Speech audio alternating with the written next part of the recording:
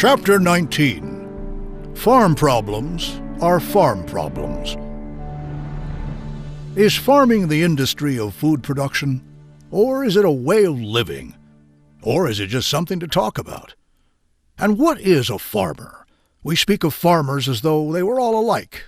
That, we know, is not true. There are wheat farmers, cotton planters, cattle, sheep, and hog raisers, fruit farmers, dairy farmers, not to speak of the diversified farmers who try a little of everything. But they do have this in common.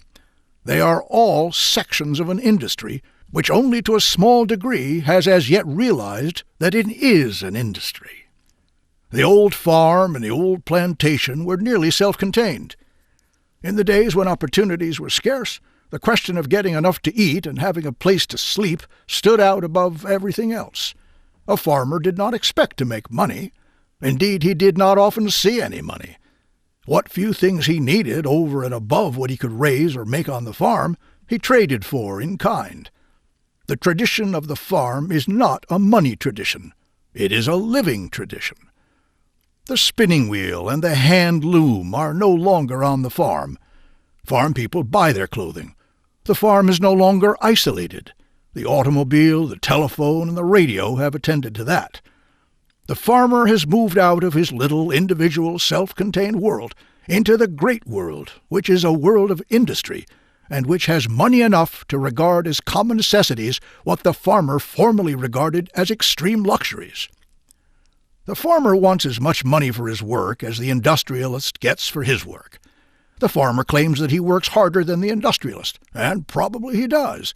But the world does not pay for sweat. It pays for results. Industry, through the application of management and power, has been able to obtain results.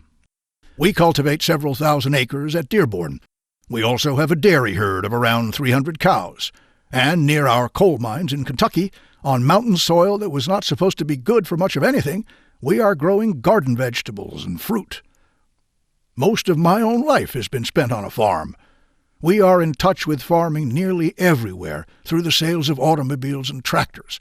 And so we are not without knowledge of farm needs and farm wants. There is a farm problem. No one quite knows what that problem is. It has to do with finding a way for the farmer to make a living. Some say that the solution will be found in raising farm prices and lowering general prices. It is always in the public interest to lower prices. It is never in the public interest to raise prices, and especially food prices. The exact nature of the problem is confused. Of course it is. It has to be. For the moment we begin talking about an established institution as a problem, then it is actually not a problem at all. The thing is over with and done. A post-mortem will tell what the man died of, but it will not bring him back to life. The old kind of farm is dead. We might as well recognize that fact and take it as a starting point for the devising of something better. It is not a kindness to help the farmer to dodge the facts and to keep him going on stimulants. The real trouble is that the world has passed on and the farm has stood still. It is now little business in a world of big business. More than that, it is a part-time job in a world that asks for a living on the basis of a full-time job. If a man's time is worth any more than that of a setting hen, then the farm is no place for him to work through the whole year. There is not enough for him to do that is worthwhile doing. He spends from half a month to a month a year in getting ready to start nature into production and in harvesting what nature has produced. During the remainder of the year, he is taken up with fruitless tasks which keep him occupied but do not gain him a living. Take the balanced farm which rotates its crops and has a certain amount of livestock. The truck farm, the dairy farm, the pig farm, the cotton plantations, the fruit orchards, and other specialized activities are on a different basis. Consider the average balanced farm, the farm managed in the average way. It will have a certain number of fields on which the crops will rotate in the usual manner. Also, it will have a small herd of cattle, some pigs and poultry, and perhaps some sheep. If the farmer has modern ideas, he will have only a few horses, or none at all, and he will have an investment in automobiles, tractors, and harvesting machinery. With machinery, the work of plowing, planting, and harvesting will not extend over more than 10 or 15 days during the year. At the extreme outside, his outdoor work on crops, exclusive of garden crops, cannot extend beyond a month. The rest of the year he spends in tending the livestock and marketing it, either as meat or as milk. He will not have enough live cattle to make a first-class, well-arranged barn pay, and he will have to do most of the work of feeding and milking by hand in the hardest and most wasteful manner. He sells part of his crop directly, and the rest of it he sells through the animals. A good deal of his work has to be done by hand, especially in and about the barn, for neither his production nor his arrangements are such as to justify the use of much machinery. He cannot take advantage of any of the economies of volume production, and hence he is up early and late drudging along through his daily tasks. I know what that drudgery is. I have worked on a farm. The single-crop farmer is through for the year with a month or half a month's work. During the remainder of the time, he watches nature work for him. The present complaint is that, as a result of all his work, even the balanced crop farmer has little or nothing to show for his labor. Is this a temporary condition due to the World War, or some other unusual circumstance? Or have we reached a point where the whole of farming must be revamped? Industry has to be revamped every little while. The man in industry who does not keep up with the times simply passes out. We do not notice his going. The war and the boom and the upset condition of the world and all the land and other speculation which went with inflated prices served to bring on the crisis in farming affairs more rapidly than it might otherwise have come, but the crisis had to develop sometime, and it might as well be now as any other. The war did not do so much to change the condition of the farm as it did to change the thoughts of the farmer. Since the war, he has expected to earn a living and something more. That is why we have a problem. The farmer is trying to live as well as the man employed in industry, and the farm, as at present managed, does not give such a living. It never has given such a living. Few have ever made any money out of farming. Now, this may seem to contradict what are supposed to be the accepted facts. The one-crop farmers most certainly have never made much money out of farming. They started with virgin land, and in their crops sold the fertility of the soil. That is, they sold off their capital investment. They have made their largest sums in selling their farms on the basis of crop yields. Each successive purchaser has bought less than the man before him, although he has paid a higher price. With each year of farming, the land is less fertile. Now the price of land is so high, and the taxes are so high, that the land cannot be mined to pay the fixed charges.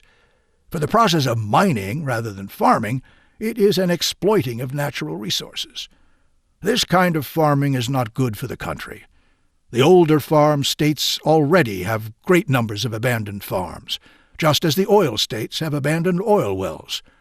The farmer with a moderate-sized farm who rotates crops and keeps a little livestock seems to have made some money in the past, although now he says that with the wages of farm labor what they are, he cannot come out even. And farm workers are paid much below the average of factory workers and have to work harder. But has any farmer ever made money? His land has increased in value, and that has brought him money when he sold. Sometimes he has realized this added value in the form of a mortgage. But he has lived rigorously, and those farmers who think they have made money have done so by spending little and banking the equivalent of low wages for themselves and their families. And even with the farms which are thought to pay, it is hard to say whether the profit has been gained out of the sale of farm products or out of the sale of livestock. We cannot count the controlled war prices in any summing up of farmers' profits. They did not amount to much anyway, for those war dollars had small buying power.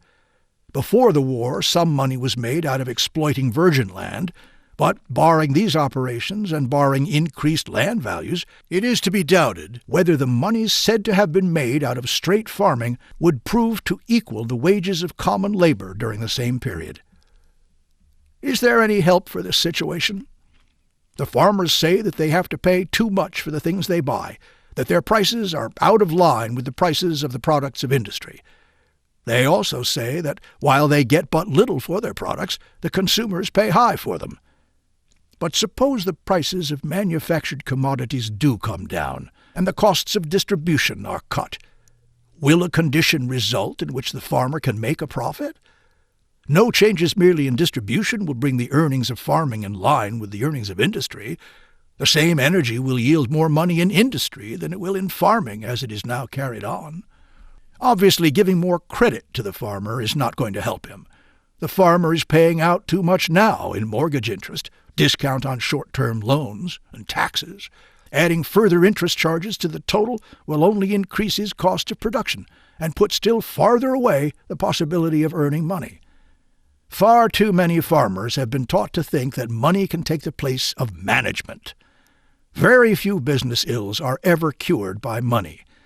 A business may be short of money through some extraordinary circumstances that has nothing to do with earnings, but when the earnings are insufficient to provide capital improvements and a living profit over, then there is something wrong with the business as a business, and borrowing money will serve only to postpone the investigation of what is really the trouble, until it is too late to do anything about it.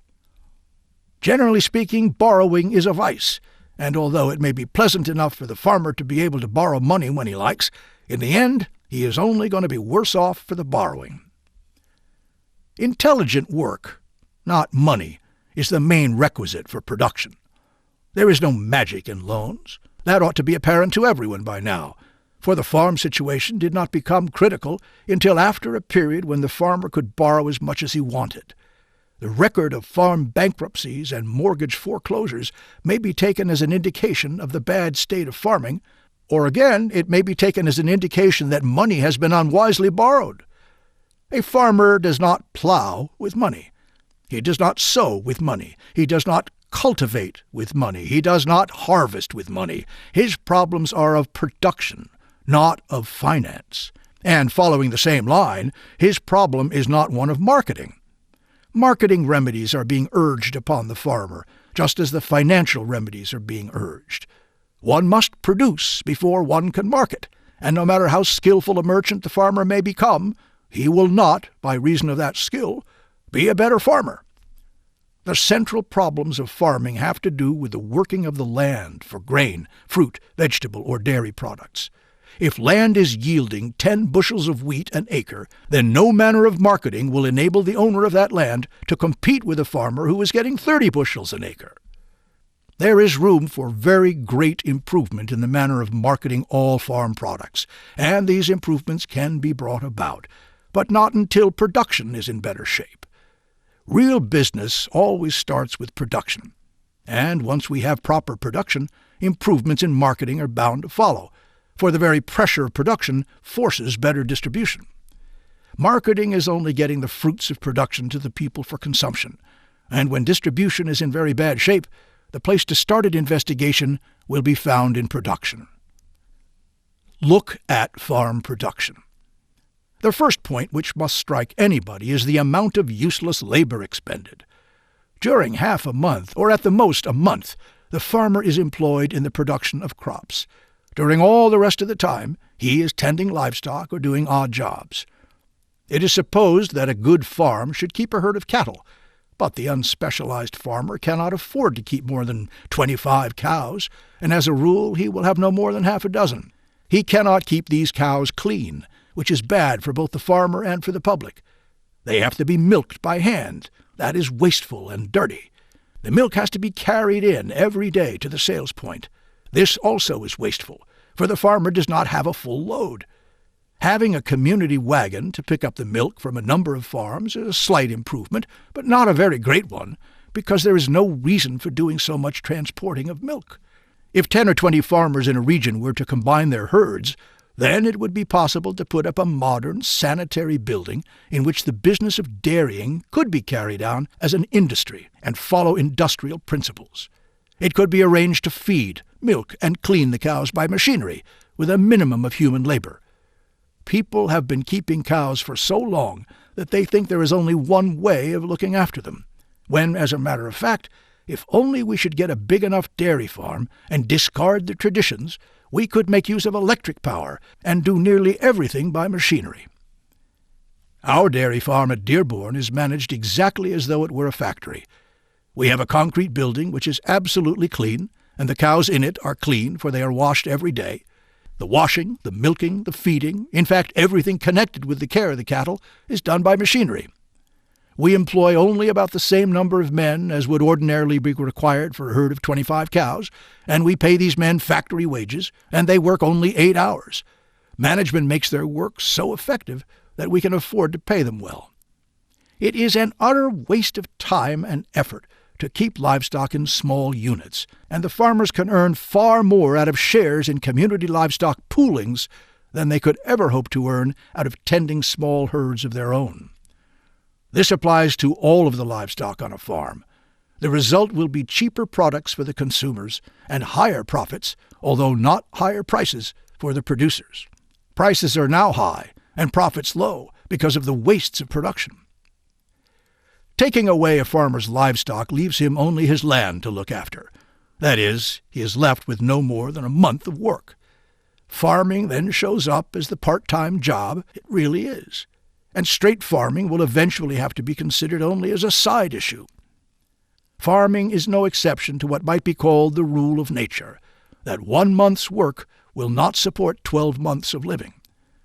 The real problem of farming is to find something in addition to farming for the farmer to earn a living at. That is the plain, rough truth. And, as has been set out in a previous chapter, the decentralization of industry will provide these jobs to supplement the farm work.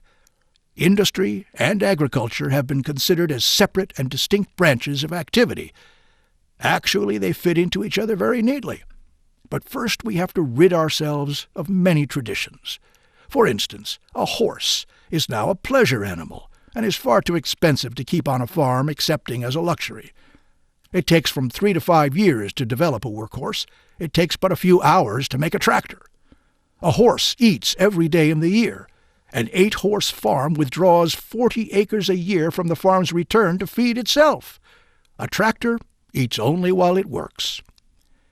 At Dearborn, in plowing time, we string 50 or 60 tractors in a line. They are run by men taken out of the factories and paid the usual factory wage. All the essential operations of the farm are done in this fashion, and altogether we do about 15 days' work a year and keep the land in a high state of productivity. And then the farmers can go into some other kind of work. The farm has its slack seasons, and so has industry.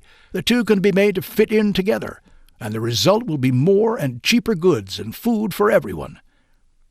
Is there enough work to employ the farmers? There is plenty of work to be done.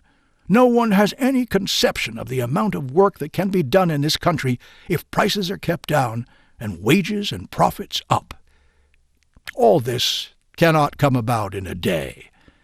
Industry did not change overnight, but the start toward industrial farming will be made when the farmers realize that they cannot farm with laws or with dollars, that the problems of the farm are farm problems and nothing else.